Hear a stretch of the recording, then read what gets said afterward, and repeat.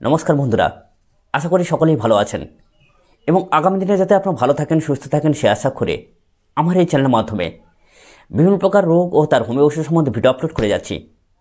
আপনারা নিশ্চয়ই নিয়মিত ভিডিওগুলো দেখছেন। আর সত্যি যদি ভিডিওগুলো দেখে উপকার পেয়ে থাকেন, উপকৃত হয়ে থাকেন, তাহলে বন্ধুবান্ধবদের মধ্যে শেয়ার করে দিন। কারণ তাদের যদি কোনো সমস্যা হয়ে থাকে, তাদের যদি কোনো রোগ ব্যাধি হয়ে থাকে, আপনার শেয়ার করা ভিডিওগুলো দেখে ওষুধগুলো কিনে খেয়ে তারা সুস্থ থাকতে পারবেন, ভালো থাকতে পারবেন, সাথে সাথে আপনি প্রিয় বন্ধু হিসেবে পরিচিতি লাভ করতে পারবেন। অতএব বন্ধুরা, যারা এখনও পর্যন্ত চ্যানেলটাকে সাবস্ক্রাইব করেননি, তারা চ্যানেলটাকে সাবস্ক্রাইব করে পাশে বেল আইকনটা প্রেস করে রাখুন। দিলে কী হয়, পরবর্তীকালে যখন আমি নতুন করে ভিডিও আপলোড করব, সর্বপ্রথম সবার আগে নোটিফিকেশান সহ অবশ্যই আপনার মোবাইলে পৌঁছে যাবে। তাহলে চলুন আজকে যে রোগটা সম্বন্ধে আলোচনা করব সে বিষয়। আজকে যে রোগটা সম্বন্ধে আলোচনা করব সেটা হচ্ছে কি, মূত্র সম্বন্ধীয় রোগ সম্বন্ধে, অর্থাৎ প্রস্রাবের রোগ সম্বন্ধে। প্রস্রাবের বিভিন্ন রকম রোগ আছে, এটা একটা বিশাল অধ্যায়, বড় অধ্যায়। কিন্তু আজকে যেসব সম্বন্ধে আলোচনা করব সেটা হচ্ছে কি, এক প্রকার রেপার্টারির মতো। ধরুন আপনার শিশু সন্তান প্রস্রাব ধরে রাখতে পারছে না, অনবরত ঘন ঘন প্রস্রাব করতে যাচ্ছে, সেখানে আপনি কী ওষুধ ব্যবহার করবেন?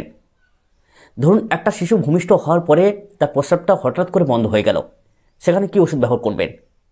ধরুন আপনি ঘুরছেন ফিরছেন, হঠাৎ করে আপনার প্রস্রাব বন্ধ হয়ে গেল, সেখানে কী ওষুধ ব্যবহার করবেন? শিশু সন্তান বারবার রাত্রিতে হলে বিছানায় পেচ্ছাব করে, শিশু সন্তানের প্রস্রাবটা প্রচণ্ড পরিমাণে ঘোলা হয়, দুধের মতো সাদা হয়, এইরকম নানান প্রকৃতি নিয়ে আজকে আলোচনা করা হবে। অর্থাৎ ভিডিওটাকে প্রথম থেকে শেষ পর্যন্ত দেখবেন, কারণ এগুলো হচ্ছে উপকারী ভিডিও। এগুলো একটু সময় দিয়ে দেখতে হয়, নাহলে আপনি কিচ্ছু বুঝতে পারবেন না। তাহলে চলুন আজকের যে মূল বিষয়বস্তু তাতে ফিরে আসি। এই প্রস্রাব সম্বন্ধীয় নানান রকম সমস্যা কী কারণে হয়? ইউটিআই কারণে হয়। ইউটিআই কথার অর্থ কি? ইউরিনারি ট্র্যাক্ট ইনফেকশান, সেখানেও হতে পারে। এছাড়া কি হয়, জেনেটিক প্রবলেম কারণে, অর্থাৎ বংশগত দোষ কারণে আপনার মধ্যে এইসব রোগগুলো দেখা দিতে পারে। অতিরিক্ত পরিমাণে জল সেবন কম কারণের জন্য সেখানে ইনফেকশানটা হয়, সেই কারণেও হতে পারে। আবার কি হয়, যখন 40 বছর পেরিয়ে যায়, প্রোস্টেট গ্ল্যান্ডের ধারণ ক্ষমতা কমে যায়, প্রোস্টেট গ্ল্যান্ড বৃদ্ধি হয়ে যায়, সে কারণেও হতে পারে। এরকম নানান কারণে এই রোগের সম্মুখীন হতে হয় আমাদেরকে।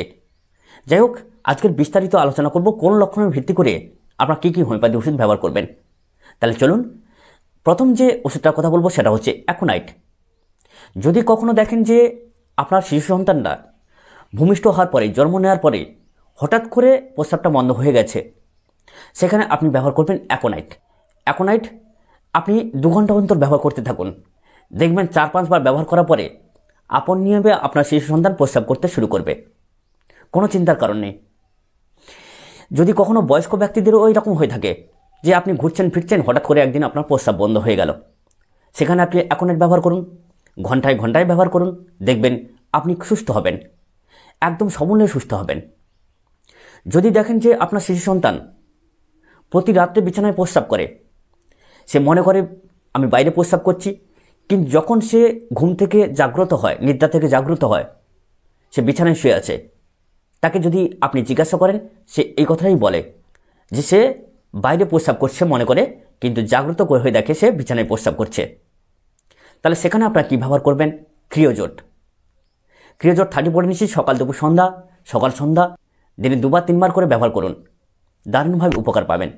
এমন যদি হয় যে আপনার শিশু সন্তান প্রচণ্ড দাঁত কিড়মিড় করে, রাত্রে ঘুমন্ত অবস্থায় দাঁত কিড়মিড় করে, তার প্রস্রাবটা দুধের মতো সাদা ঘোলা, এইরকম যদি আপনি দেখে থাকেন, তাহলে সেখানে ব্যবহার করবেন সিনা 30 নিচ্ছি কিংবা 200 নিচ্ছি, সকাল সন্ধ্যা ব্যবহার করুন, দারুণভাবে উপকার পাবেন। যদি কখনো দেখেন যে আপনার শিশু সন্তান প্রস্রাব করছে একদম দুধের মতো, পায়খানাও করছে দুধের মতো সাদা, যদি বয়স্ক ব্যক্তিদেরও এরকম হয়ে থাকে, প্রস্রাব দুধের মতো সাদা ঘোলাটে, সেখানে অবশ্যই করে আপনার ব্যবহার করবেন অ্যাসিড ফস 30 বা 200 নিচ্ছি, সকাল দুপুর সন্ধ্যা, সকাল সন্ধ্যা, দিনে 2-3 বার করে ব্যবহার করুন, অবশ্যই উপকার পাবেন। যদি কখনো এরকমই দেখেন যে আপনার শিশু সন্তানরা, বিশেষ করে শিশু কন্যাদের মধ্যে এরকম দেখা দেয় যে ঘন ঘন প্রস্রাব করতে যাচ্ছে, প্রস্রাব সে একটুও ধরে রাখতে পারে না, তার প্রস্রাবের ধারণ ক্ষমতা নেই, সে প্রস্রাবের জন্য দৌড় মারে, কিন্তু ফোঁটা ফোঁটা প্রস্রাব তার প্যান্টের মধ্যে হয়ে যায়, কখনো প্যান্টের মধ্যে সে বহুল পরিমাণে প্রস্রাব করে ফেলে, অর্থাৎ সে প্রস্রাব ধরে রাখতে পারে না। এটা কিন্তু বেশিরভাগ শিশু কন্যাদের মধ্যে হয়ে থাকে, শিশু সন্তানদের মধ্যে নয়, শিশু কন্যাদেরও হয়ে থাকে। এমনকি সেই কন্যার প্রস্রাবের বেগ কম, পাছা বেয়ে প্রস্রাব করে। এটা কিন্তু অনেক মা তার শিশুকন্যাদের আমাদের কাছে নিয়ে আসে আমাদের চেম্বারে। প্রস্রাবের বেগ নেই, প্রস্রাবের গতি কম, ঘন ঘন প্রস্রাব করতে চায়, ঘন্টায় ঘন্টায় প্রস্রাব করে, আধ ঘন্টা অন্তর প্রস্রাব করে, কিন্তু তবুও সে ফোঁটা ফোঁটা প্রস্রাব তার প্যান্টের মধ্যে করে ফেলে। সেখানে আপনারা ব্যবহার করবেন কোষ্টিকাম। কোষ্টিকাম 200 পটেন্সি সকাল সন্ধ্যা 1 ফোঁটা করে ব্যবহার করবেন। এটা 1 সপ্তাহ ব্যবহার করার পরে আপনি 1 M শক্তি ব্যবহার করবেন 3 দিন অন্তর। এভাবে ব্যবহার করুন, দেখবেন আপনার শিশু সন্তান সুন্দরভাবে সুস্থ হবেন। যদি কখনো দেখেন যে কোষ্টিকাম প্রয়োগ করার পরে আপনি 200 ব্যবহার করলেন, অনেকটা কমে গেল, 1 M ব্যবহার করলেন, অনেকটা কমে গেল, অর্থাৎ 75% কমে গেল, কিন্তু 25% অর্থাৎ 25% বাকি থেকে গেল, সেখানে একমাত্র আপনি সিফিলিনাম ব্যবহার করবেন, সিফিলিনাম 1 M। তখনই বুঝে নেবেন যে এটা বংশগত দোষ, তার মায়ের হোক কিংবা তার মামাবাড়ি হোক, পূর্বপুরুষের এই রোগটা ছিল, সেটা তার মধ্যে সঞ্চার হয়েছে। সেখানে আপনারা সিফিলিনাম 1 M ব্যবহার করলে পরপর 2 দিন 1 M ব্যবহার করবেন, দিয়ে বন্ধ করে দেবেন। তারপরে পুনরায় আপনি কোষ্টিকাম ব্যবহার করবেন, দেখবেন সমূলে আপনার শিশু সন্তানের রোগটা নির্মূল হবে। সিফিলিনাম একটা নৌষধ ঔষধ। নৌষধ ঔষধ হচ্ছে প্রতিরোধ করে, প্রতিরোধ ক্ষমতা গড়ে তোলে। এবারে বয়স্ক ব্যক্তিদের মধ্যে অনেকে আছেন তার প্রস্রাব পেয়েছে, সে একটা কাজের মধ্যে ব্যস্ত আছে, একটু পরে সে প্রস্রাব করতে গেল, সে বুঝতে পারছে তার প্রস্রাব থলিটা সম্পূর্ণভাবে পরিপূর্ণ, কিন্তু হাজার চেষ্টা করেও সে একটুও প্রস্রাব করতে পারছে না। তাহলে সেখানে আপনার কি ব্যবহার করবেন? রুটা। রুটা 200 সকাল সন্ধ্যা 1 ফোঁটা করে ব্যবহার করুন।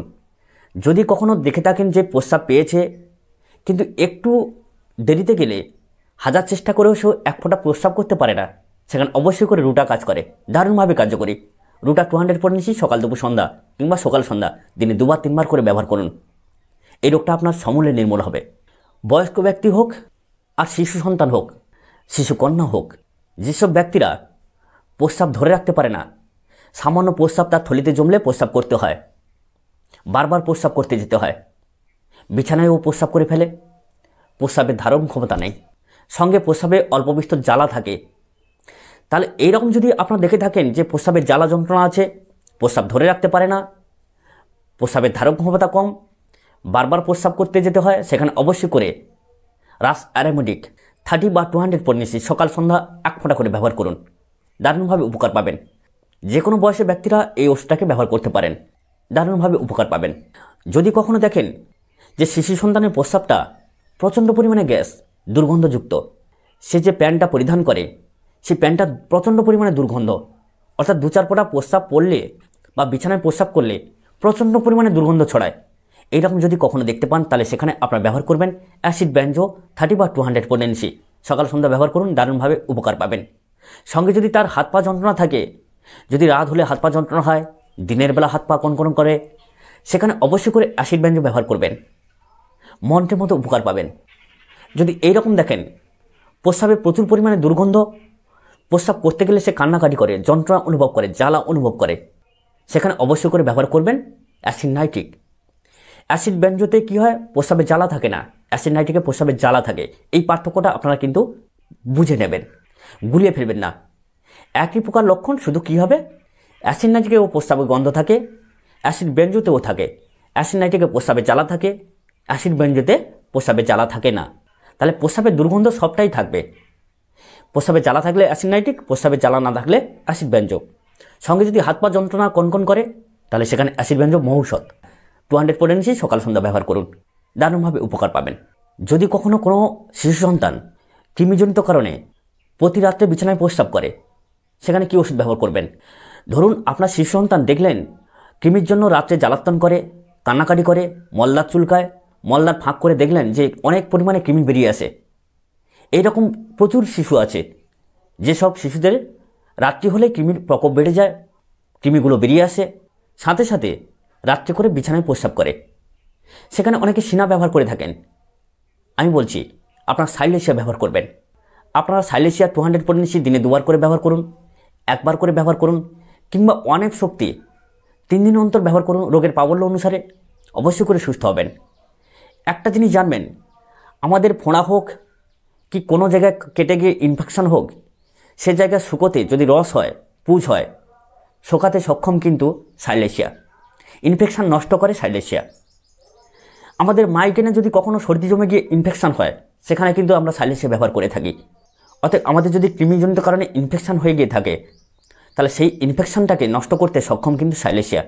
সাথে সাথে কৃমির দোষ, এই যে প্রচুর পরিমাণে কৃমির জন্মর প্রবণতা, যে ব্যাকটেরিয়া ইনফেকশান, সেই ইনফেকশানটাকে সমূলে নষ্ট করবে এই সাইলেসিয়া।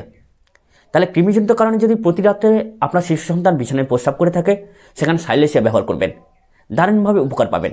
এমনও দেখা যায় কিছু কিছু বয়স্ক ব্যক্তি হোক, শিশু সন্তান হোক, বারবার প্রস্রাব করেন, মিনিটে মিনিটে প্রস্রাব করেন, 5 মিনিট অন্তর প্রস্রাব করেন, প্রস্রাব করেও আপনার শান্তি হয় না, আপনি লিঙ্গে অশান্তি অনুভব করেন, লিঙ্গটাকে চাপতে থাকেন। এটা পুরুষদের মধ্যে কিন্তু ভীষণভাবে এটা দেখা যায়। লিঙ্গটাকে চেপে রাখলে, ধরে রাখলে তবে কিন্তু আরাম অনুভব করেন। আপনি বারবার প্রস্রাব করেন তবুও শান্তি পান না। প্রস্রাব করার সময় আপনি শান্তি অনুভব করেন, কিন্তু প্রস্রাব করার শেষে কিছুক্ষণ পরে আবার সেই জ্বালা যন্ত্রণা আপনি অনুভব করেন, অশান্তি অনুভব করেন। সেখানে একটা হোমিওপ্যাথি ওষুধ দারুণভাবে কাজ করে, নাক্স ভূমিকা 30 পড়ে নিচ্ছি, ঘন্টায় ঘন্টায় প্রয়োগ করুন। আপনি 2-4 ঘন্টা পরে সুস্থতা অনুভব করবেন, দারুণভাবে উপকার পাবেন। তাহলে প্রস্রাব সম্বন্ধীয় আরও অনেক সমস্যা আছে, প্রস্রাব সম্বন্ধীয় আরও অনেক ওষুধ আছে। পরবর্তীকালে আমি এরকম ইনফরমেটিভ ভিডিও আরও আনবো। অতএব যারা চ্যানেলটাকে এখনও পর্যন্ত সাবস্ক্রাইব করেনি, তারা চ্যানেলটাকে সাবস্ক্রাইব করে রাখুন, তবে কিন্তু আপনি এই ভিডিওগুলো নোটিফিকেশন সহ পেয়ে যাবেন। আর অবশ্যই করে একটা লাইক করবেন এবং বন্ধুবান্ধব মধ্যে শেয়ার করবেন। আবারও আমার গ্রামীণ চ্যানেল পক্ষ থেকে প্রীতি শুভেচ্ছা এবং অভিনন্দন জানিয়ে আজকের মতো বিদায় নিচ্ছি। আপনারা সুস্থ থাকবেন, ভালো থাকবেন, দেখা হবে পরবর্তী ভিডিও পর্বে। নমস্কার।